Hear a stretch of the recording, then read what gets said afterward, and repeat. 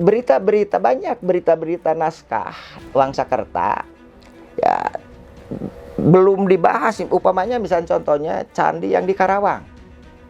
Nah itu kan candi Buddhis itu yang di Karawang. Saya ingat dalam salah satu naskah pustaka Pararaton Ibu Mijawa Dwipa seri berapa, begini redaksinya: Ingtiraning Tarumanadi. Jadi di seputar pinggiran sungai Citarum ada komplek percandian. Mana Cinandi, Akwe, banyak jumlahnya. Ini dalam naskah Wangsakerta sudah disebut. Bahkan ada yang disebut Hana Genggiri, ada yang sebesar gunung. Nah ini kan berita yang paling baru. Belanda belum pernah menyentuh ada komplek percandian di Karawang. Itu yang uniknya. Di naskah Wangsakerta itu sudah disebutkan. Berarti itu zaman Tarumanagara, kisah tentang Tarumanagara. Mengenai genealogi dan susunan raja-raja yang memerintah di suatu tempat di naskah Wangsakerta itu tidak salah, itu benar. Bahkan di Wangsakerta ditambahkan angka tahunnya. Itu benar, karena kita punya data banding dari prasasti dan dari naskah lain. Jadi dari prasasti dan naskah lain tidak bentrok dengan naskah Korea, naskah Wangsakerta.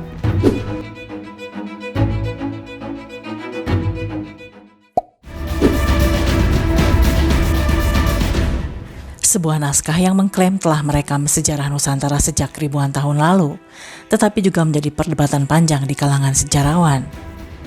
Apakah ini merupakan warisan sejarah penting atau sekedar mitos modern yang dikemas dengan apik?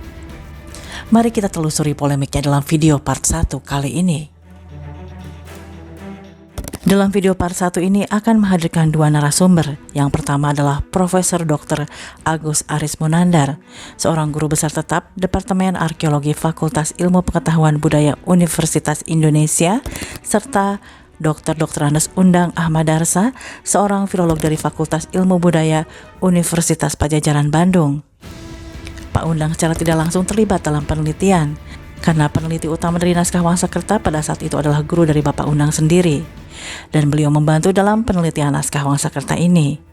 Tentunya, dengan narasumber yang terlibat dalam penelitian langsung akan memberikan input dan pemahaman berbeda dari beberapa narasi yang menguatkan jika naskah ini dinilai sebagai naskah palsu.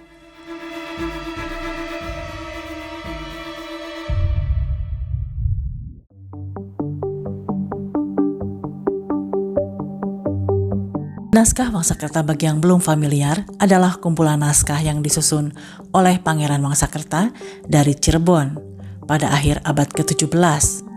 Isinya mencatat sejarah raja-raja di Nusantara bahkan sejak zaman purba. Naskah ini disimpan di Keraton Kasepuhan Cirebon dan mulai dikenal luas sejak tahun 1970-an setelah diteliti oleh tim peneliti sejarah, proyek penelitian dan pengkajian kebudayaan Nusantara. Tentunya tidak semua sejarawan menyambut naskah ini dengan tangan terbuka. Banyak yang meragukan keotentikannya. Salah satu kritik utamanya adalah gaya bahasa dan istilah yang dinilai terlalu modern untuk ukuran abad ke-17, serta penulisannya yang terlalu rinci. Dan ada beberapa tulisan yang juga diduga diambil dari pemikiran sejarawan Belanda pada abad ke-19. Tak heran muncul dugaan bahwa naskah ini ditulis atau dimodifikasi pada abad ke-20 bukan abad ke-17 seperti yang diklaim. Tentu saja, sejak kapan ini naskah Pangeran Wangsakerta menjadi polemik? Itu awal mulanya. Ya ketika almarhum Pak Saleh Dana Sasmita ya dalam seminar kebudayaan Sunda yang diselenggarakan oleh Sundanologi pada tahun 1986. Ya, diantaranya almarhum Pak Saleh membicarakan tentang naskah Pangeran Wangsakerta. Itu ya yang sekarang diterbitkan kalau tidak salah itu Pustaka Jaya itu ya sudah itu. Terus terang, saya ikut mengetik draftnya waktu itu. Sekalipun waktu itu Pak Aca belum mengizinkan kepada Pak Saleh jangan dulu dibicarakan, tapi ya maaf saya itu karena dengan Pak Saleh dekat bicarakannya. Jadi kalau Pak Aca sangat hati-hati jangan dulu dibicarakan karena ini. Tapi kata Pak Saleh lah mending sekarang keburu diduruk, nah kita keburu ini. Ya sejak itulah ya munculnya ya ke permukaan tentang ada naskah yang disebut karya tim Pangeran Wangsakerta Cirebon. Selanjutnya setelah itu tahun 1988 ya dibicarakan di Universitas Tarumanagara. Yang menjadi narasumbernya yaitu almarhum Pak Aca dan almarhum Pak Yat Roedi. Lalu ditanggapi oleh panelis. Padahalnya dalam judulnya itu saya masih ingat karena saya ikut presiden Pak Zamilu. Nah, itu tahun 1988. Jadi seminar tentang sejarah Tarumanagara karena itu diselenggarakan oleh Universitas Tarumanagara. Yang hadir pada saat itu saya masih ingat Ibu Profesor Haryati Subadio, Dirjen Kebudayaan pada saat itu. Profesor Harsa Bahtiar, masih ingat. Bahkan dalam sambutan Profesor Haryati Subadio itu memberikan amanatnya, itu hati-hati. Ya, kalau sekarang ini naskah Wangsakerta menjadi polemik, itu jangan dulu ditempatkan pada polemik itu, tapi tempatkanlah sebagai sebuah karya sastra. Pembicaraan sambutan beliau masih ada di sini nih, di saya dalam bukletnya kalau dibuka itu masih ada karena saya ikut. Nah, Pak Aca berbicara tentang kodikologinya, gitu. Sementara Pak Ayat ya berbicara tentang tekstologinya, itu muatannya, kandungannya itu saja. Lalu panelisnya ya para profesor termasuk Dr. Nurdayen hadir ya pada saat itu. Ya, sebagian yang sudah ditransliterasi dan diterjemahkan, ditafsirkan ya oleh Pak Aca dan Pak Saleh, dan saya suka ngetiknya, yaitu terbitkan oleh Sundanologi, yaitu yang sudah diterbitkan di Pustaka Raja Ibu Nusantara. Tentu saja masyarakat sekarang banyak Pustaka Negara Kertabumi, jadi Sarga 1 sampai 111 itu ya. Nah itu jadi sesungguhnya sudah selesai, diantaranya itu transliterasi naskah Pangeran Wangsakerta yang tebal-tebal, yang itu ada di saya juga, yang tebal ini belum diterbitkan, begitu.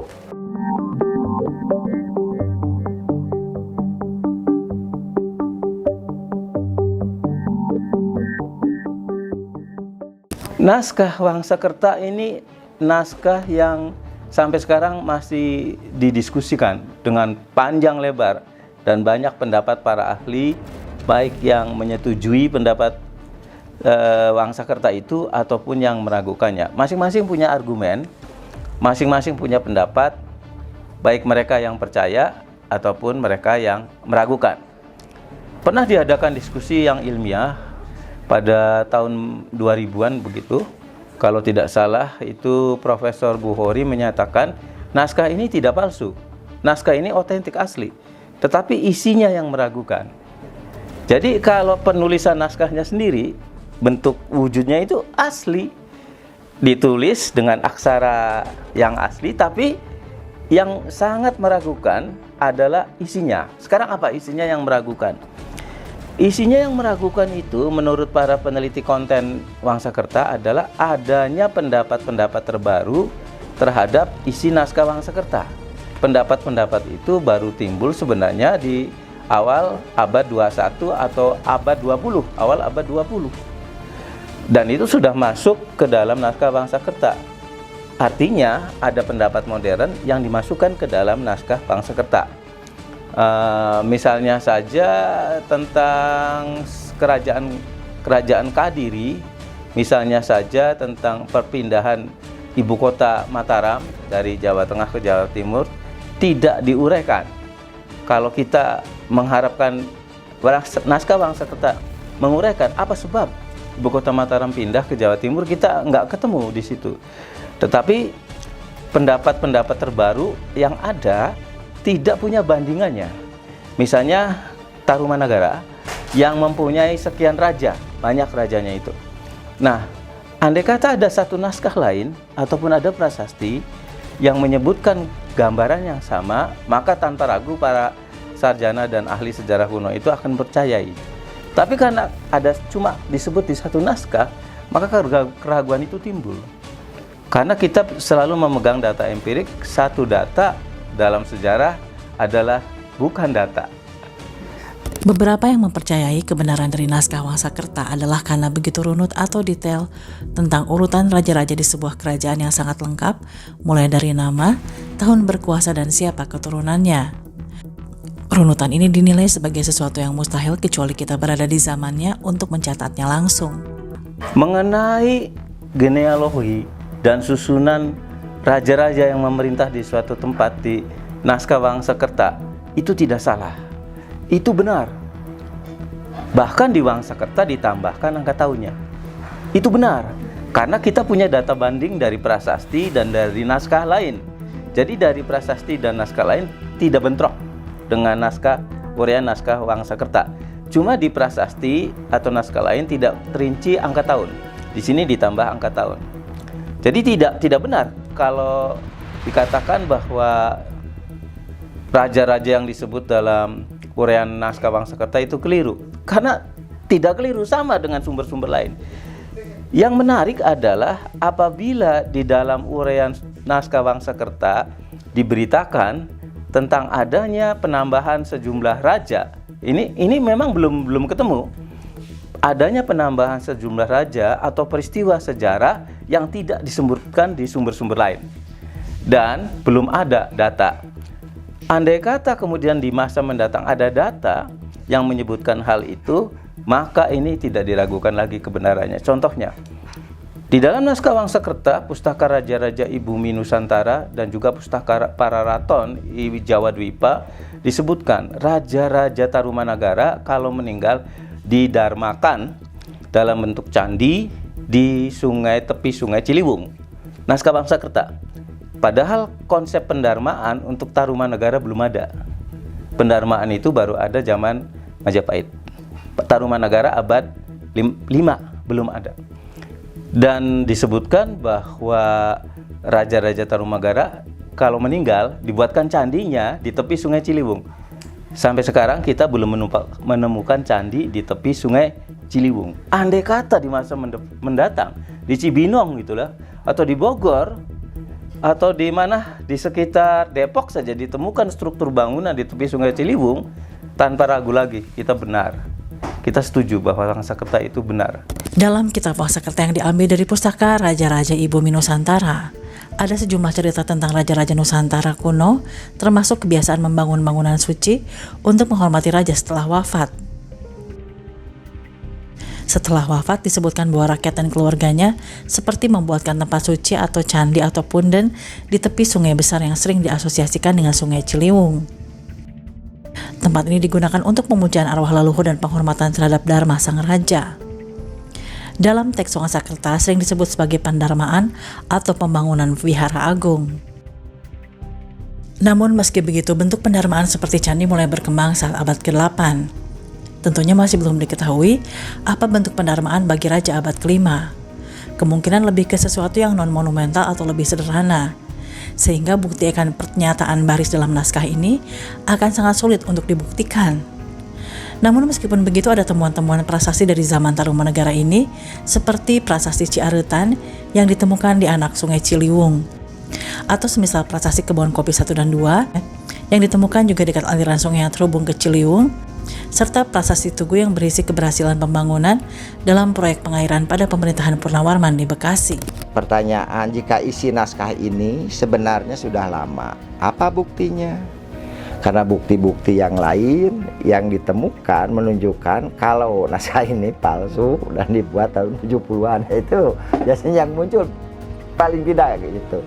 Jadi sekali lagi, kenapa sih tahun 1977 umpamanya atau 70 itu kan mesin ketik sudah ada, kan kertas sudah ada, kok repot-repot harus ditulis ini gitu. Nah, itu. Jadi tapi banyak berita-berita naskah Wangsakerta ya belum dibahas. Umpamanya misalnya contohnya candi yang di Karawang. Nah, itu kan candi Buddhis itu yang di Karawang. Saya ingat dalam salah satu naskah Pustaka Pararaton Ibumi Jawa Dwipa seri berapa, begini redaksinya. Ing tiraning Tarumanadi, Hana Cinandi, Akweh ruanya, ya Hana Genggiri gitu.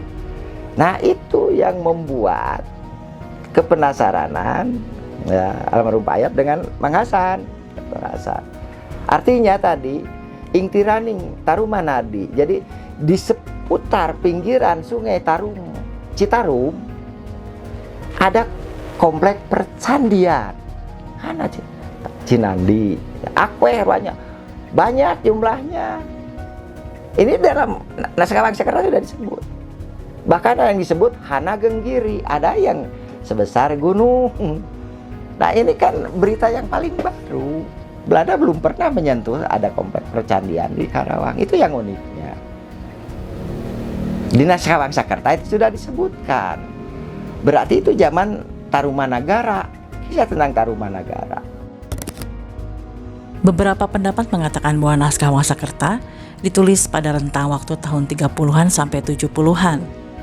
Namun bagaimana dengan salah satu naskah Wangsa Kerta yang sumbernya diambil dari naskah Pustaka Pararaton Ibu Mi Jawa Dwipa yang sulit dibantah, yaitu tentang keberadaan candi-candi di sepanjang Sungai Citarum.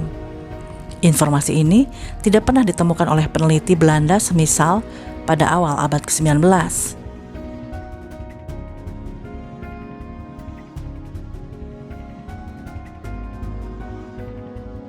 Sungai Citarum sendiri bagi yang tidak familiar mengalir dari daerah pegunungan di Bandung sekarang hingga ke Laut Jawa yang merupakan area Karawang di hari ini. Ditemukan Candi Batu Jaya, di mana lokasinya berada di muara Sungai Citarum. Candi ini dibangun dari bata tanpa batu andesit dan terletak di lahan rawa yang menunjukkan karakteristik unik dari arsitektur dan dengan artefak yang menunjukkan pengaruh Buddhisme Mahayana awal. Candi ini mencerminkan penyebaran awal agama Buddha di Jawa bagian barat. Tentunya masih dalam satu bagian dari komplek Batu Jaya, ada Candi Jiwa yang berbentuk stupa besar yang diduga menjadi pusat ritual Buddha dan Candi Belandongan yang lebih besar kemungkinan berfungsi sebagai vihara atau tempat tinggal pendeta. Lalu juga ada beberapa temuan fragmen arca Buddha atau stupa kecil yang ditemukan di wilayah sepanjang Das Citarum bagian bawah hingga tengah. Sebelum adanya jalan raya dan rel kereta api, sungai adalah jalur utama pergerakan manusia, barang-barang, serta ide-ide. Ini menjadikan Sungai Citarum sebagai arteri penting budaya dan agama. Wilayah ini bisa jadi bagian dari kerajaan atau komunitas pelabuhan awal yang menganut agama Buddha, mirip dengan Sriwijaya di Sumatera. Meski tidak ditemukan prasasti besar, namun banyak temuan arca, stupa, fragmen tembikar, serta bata kuno. Dari temuan yang masih sedikit terkuak, rupanya masih banyak candi yang belum diekskavasi sepenuhnya. Ada 20 titik lebih gundukan yang diyakini sebagai struktur kuno. Masih di alur Citarum lain, bukti temuan lain di Bandung pada tahun 2002 adalah Candi Bojong Menje yang terletak di bagian timur Bandung. Saat ini lokasi Candi Bojong Menje berjarak sekitar 4-5 km ke utara dari aliran utama Sungai Citarum modern. Namun pada masa lalu, ada kemungkinan terdapat anak sungai atau cabang dari Citarum yang mengalir lebih dekat ke kawasan candi. Pemilihan lokasi candi kemungkinan memang mempertimbangkan akses ke air. Ini baik untuk kebutuhan spiritual, domestik, atau pertanian. Dari indikasi arkeologis, meskipun belum ada bukti eksplisit berupa kanal atau pelabuhan kuno di sekitar Candi Bojong Menje, namun kesamaan pola pembangunan dengan situs-situs lain di Jawa yang dekat dengan sungai besar mengindikasikan bahwa keterkaitan dengan sistem air sangat mungkin. Meskipun jalurnya bisa berbeda dari Sungai Citarum modern yang sekarang. Namun kedekatan ini sangat masuk akal mengingat peran penting sungai dalam pemilihan lokasi situs keagamaan dan pemukiman kuno. Peta topografi dan jalur sungai purba ini menggambarkan konteks topografi dan aliran air di sekitar Candi Bojong Menje. Dari peta kuno, Danau Bandung juga memperlihatkan bahwa ribuan tahun lalu lembah ini berupa danau besar, terbentuk karena aliran Citarum akibat letusan Gunung Sunda prasejarah. Peta geologi Bandung Basin menunjukkan lapisan sedimen dan aluvial yang merupakan temuan penting untuk memahami bagaimana sungai dan anak sungai dapat bergeser secara alami seiring waktu. Ini bisa dibilang salah satu bukti yang terkuak dari temuan candi yang mendekati aliran Sungai Citarum pada masa kini. Dan dengan candi-candi yang perlahan mulai terkuak di aliran Sungai Citarum ini, bisa dikatakan bahwa isi naskah Wangsa Kerta yang berkaitan dengan ini memang otentik. Artinya, naskah kuno ini tidak terinspirasi dari hasil temuan atau pemikiran Belanda. Gitu ya. Jadi kisah-kisah yang berkaitan dengan kerajaan Jawa tentu saja karya-karya Prapanca, karya-karya itu tentang Bali, semua karya pujangga di Nusantara dikumpulkan. Ada yang dibahas, makanya pembahasannya dibagi seolah-olah ke dalam grup-grup atau dalam itu sangga-sangga. Proses penyalinan naskah sebagaimana sering disinggung, ya saya singgung tentang naskah yang berbahan lontar, palem-paleman dan sebagainya pada saat itu biasanya berusia sekitar antara 150-200 tahun lah kira-kira. Jadi kalau misalnya naskah Carita Parahyangan, Nagara Kertabumi dan sebagainya ditulis abad 15 ya atau 16 berarti antara abad 18 atau abad 17 harus sudah mulai reproduksi penyalinan baru di Nusantara itu ya, baik di yang dikenal umpamanya misalnya di Majapahit lah gitu ya, sebelum tentu saja Singosari dan sebagainya di Mataram, di Sunda yang gitu, di Melayu juga, di Sumatera itu ya dengan bahan-bahan lokal seperti itu kualitasnya kan tidak tahan lama, maka terjadilah proses penyalinan naskah. Ketika periode berikutnya katakanlah antara 150 sampai 200 tahun, naskah itu, bahan itu harus mulai diganti lagi, disalin ulang. Tentu saja kan tadi redaksi teksnya tetap, termasuk Sang Hyang Siksa Kandang Karesian umpamanya, kan itu yang menulisnya Sang Sadulujati, ditulis kembali pada masa Kerajaan Sunda di bawah pimpinan ya Sri Baduga atau Prabu Siliwangi ini ya, periode 15 atau awal 16 gitu. Jadi pada saat itu ya beliau juga mungkin mengeluarkan kebijakan, dan pada saat itulah ya proses tradisi penulisan penyalinan naskah-naskah yang berbahan lontar dan nipah, termasuk bukan hanya di Sunda ya, abad 16 15 itu termasuk di Majapahit, itu masa proses penyalinan naskah lontar karena daya tahannya itu rata-rata, sebut saja saya mengambil rata-rata 200 tahun. Kalau Stuart Robson itu ya antara 125 sampai 100 sekian lah kira-kira gitu. Hampir semua naskah sudah kuno yang sampai kepada saat ini ditulis pada hampir periode beliau inilah. Sewaka Dharma, Siksa Kandang, Amanat Galunggung, Jati Niskala, Sang Hyang Hayu, Sang Hyang Siksa Kandang Karesian. Sekali lagi 1518 itu masa pemerintahan Sri Baduga. Tapi menurut Carita Parahyangan menyebutkan ada 4 raja Sunda yang sudah mengamalkan Sang Hyang Siksa Kandang Karesian dan Sewaka Dharma. Bahkan Sang Hyang Siksa Kandang Karesian diantaranya sudah diamalkan, artinya sudah dipahami, sudah dipraktekkan oleh Rahyang Sanjaya, kata penulis Carita Parahyangan.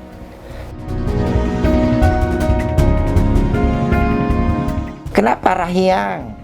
Penulis sejarah menyebut Sanjaya itu pakai Rahyang. Rahyang itu kalau bahasa sekarang, bahasa Islamnya almarhum. Jadi Sanjaya almarhum. Kalau bahasa Indonesianya mendiang. Bagi yang belum familiar, naskah Siksa Kandang Karesian merupakan pedoman moral, tata susila, dan etika kehidupan untuk seorang resi atau masyarakat beragama yang sangat menekankan nilai-nilai seperti kesabaran, pengendalian diri, kejujuran, dan sikap hormat terhadap guru dan leluhur. Kitab ini ditulis pada abad ke-15 sampai 16. Namun mengapa raja-raja yang hidup di abad ke-7 seperti misalnya Rahyang Sanjaya, Sang Manisri yang hidup pada abad ke-8, lalu Prabu Dharma Siksa yang pada abad ke-11 mempraktekkan ajaran kitab yang saat itu belum ditulis? Alasannya rupanya ajaran-ajaran Sunda bisa jauh lebih tua umurnya daripada saat naskah tersebut ditulis. Siksa Kandang Karesian merupakan kodifikasi tertulis dari ajaran-ajaran moral, dharma, dan susila yang sudah lama hidup dalam tradisi Sunda. Setidaknya sejak masa Prabu Dharma Siksa, bahkan banyak ahli percaya bahwa Prabu Dharma Siksa adalah tokoh sentral di balik lahirnya ajaran dalam naskah Siksa Kandang Karesian. Ia dikenal sebagai raja bijak yang mendukung kehidupan resi dan keagamaan Hindu-Buddha yang bercorak lokal Sunda. Prabu Darmasisa dianggap sebagai pelindung dan pengamal ajaran tersebut. Beberapa tradisi ini mungkin juga ditulis dalam bentuk-bentuk naskah awal yang tidak sampai ke kita hari ini. Mungkin naskahnya hilang, rusak, atau bahkan mungkin saja disimpan menjadi koleksi seseorang. Sampai akhirnya pada abad ke-15 sampai 16, masa akhir penjajahan, ajaran-ajaran lama ini mulai dikodifikasikan dalam bentuk naskah tertulis. Dan penulisan Siksakan Nanggarasian ini dianggap sebagai upaya pelestarian pengetahuan Sunda menjelang keruntuhan kerajaan dan masuknya pengaruh Islam secara besar-besaran. Namun perlu diingat, pedoman moral, tata susila dan etika kehidupan untuk seorang resi atau masyarakat beragama pada saat itu adalah ajaran leluhur yang diturunkan sejak sangat lama, yang dimiliki oleh leluhur kita dan menjadi sebuah memori kolektif sejak jauh dari mulai umur naskah-naskah ini dituliskan. Jadi di dalam naskah itu mengandung teks.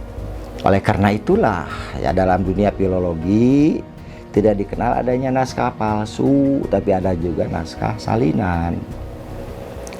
Ya bisa saja teksnya kuno, bahannya kuno, itu berarti sejaman. Teksnya kuno, bahannya baru, itulah naskah salinan. Atau mungkin ya saduran tadi, seperti naskah-naskah Wangsakerta yang diambil dari pustaka-pustaka Majapahit yang pada saat itu sudah mulai. Jadi naskah itu didefinisikan adalah wujud konkret dari sebuah tulisan tangan. Gitu. Ya, yang di dalamnya mengandung teks. Lalu kalau teks didefinisikan, tinggal balikan. Teks adalah kandungan atau muatan naskah. Tambahannya, ya, yang bersifat tadi itu, teks itu bersifat kekal atau abadi dan abstrak. Teks itu abstrak, tapi abadi.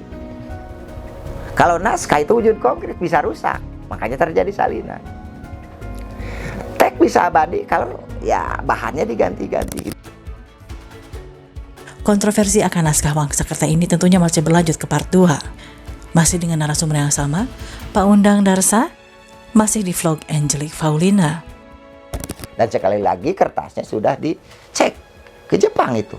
Saya Pak, ya kan di Gedung Merdeka waktu itu ya Pak Edi ya pinjam naskah dari museum satu, lalu kemudian sedikit digunting pinggirnya untuk dibawa ke laboratorium. Ya oleh Puslit Arkenas itu saya masih ingat, jadi tahu. Bahkan pada saat itu ada sarjana dari Australia, saya tahu namanya tapi nggak akan disebutkan gitu. Apakah tidak boleh ada orang Indonesia pintar pada saat itu? Apakah tidak boleh ada orang Sunda pintar? Apakah tidak boleh ada orang Cirebon pintar dalam menyusun sejarah? Namun walau bagaimanapun, jika ada sebuah pertanyaan bagaimana mungkin VOC membiarkan pertemuan orang-orang yang datang ke Cirebon dengan jumlah yang banyak dari seluruh penjuru tanah air? Jawabannya karena pada masa itu belum terjadi penjajahan.